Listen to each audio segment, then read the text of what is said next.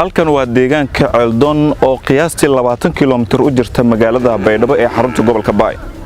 Deegaankan waxa laga saaray dhawaan kooxda argagixisada ee Al-Shabaab oo dadka halkan ku nool ay ku dhibaateen jireen. Sidoo kale ciidamada waxa ay la wareegeen ceelkii ay biyaha ay ka cawi jireen argagixisada. sidoo kale waxa howlgalkan qayb ka ah ciidamada militariga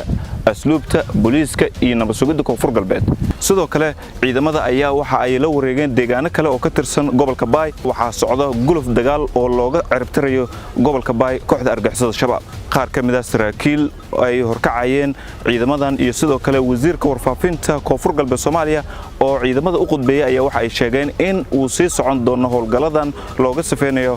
gobolka Baay kooxda argagixisada shabaab qaar ka mid ah saraakiisha oo halkan ka hadlay ayaa waxa ay fariin u direen kooxda argagixisada shabaab iyagoo ugu baaqay in ay isu soo dhiibaan kuwaas oo ay u qabteen 24 saac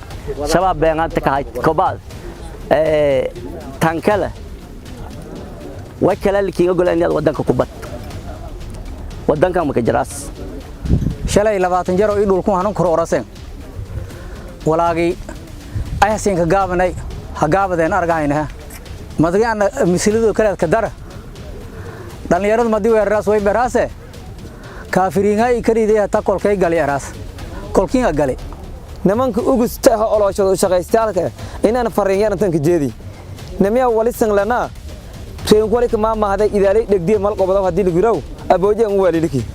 ya hadii dhablasi bagaag la yiraahdo may kala taraas idaalay ka tabar dorantin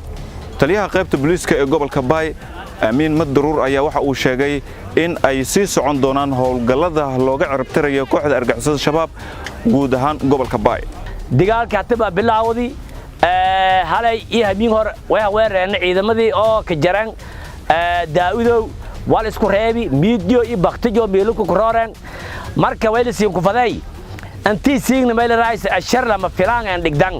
wasiirka warfaafinta koonfur galbeed oo qayb ka ah wafdiga halkan soo gaaray ayaa waxa uu sheegay in marnaba aanan looga dabhareynin kooxda argagixisada shabaab in ay si dhibaateeyaan shacabka ku nool gobolka Baay wali shabaab meelan roogo bakar rooraba zaka ka aruuriyo bageeka uni ka sugna ciidamada sababan guulasyo sheenan siinka kama hanagaan geesiyal ilaahay garabkin gala maybuwa lanka hoobusu dulmuus diida oo usdiida gumaysi oo usaka dhamada usoo gumaysi diido dulmuus diido usaka dhamada shahiidu lankaas